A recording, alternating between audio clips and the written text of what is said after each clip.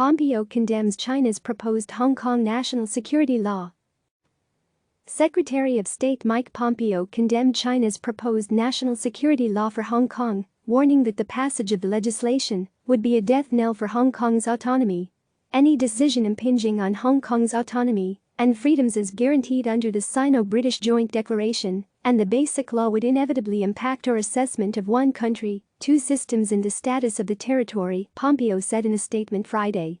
The controversial national security law, which is expected to ban sedition, secession, and subversion of the central government in Beijing, is set to be introduced at the annual meeting of the National People's Congress, NPC, China's rubber-stamp parliament. The United States strongly urges Beijing to reconsider its disastrous proposal, abide by its international obligations, and respect Hong Kong's high degree of autonomy, democratic institutions, and civil liberties, which are key to preserving its special status under U.S. law, he said, adding that the U.S. stands with the people of Hong Kong.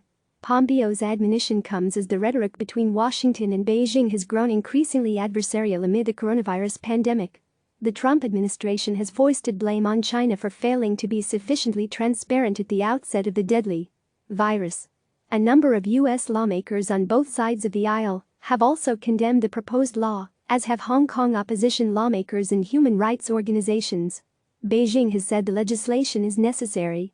It is the end of one country, two systems, said Dennis Kwok, a Hong Kong pro-democracy lawmaker. They are completely destroying Hong Kong.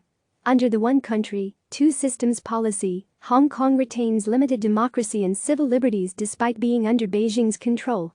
The autonomous region also holds a special trade status with the U.S., which grants it certain exemptions on trade that are not enjoyed by mainland China. Last year, Congress passed and President Donald Trump signed into law the Hong Kong Human Rights and Democracy Act in support of the region's pro-democracy protesters.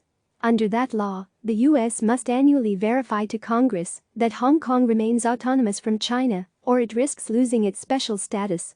Pompeo said at a press conference Wednesday that, in Hong Kong, our decision on whether or not to certify Hong Kong as having a high degree of autonomy from China is still pending. We're closely watching what's going on there.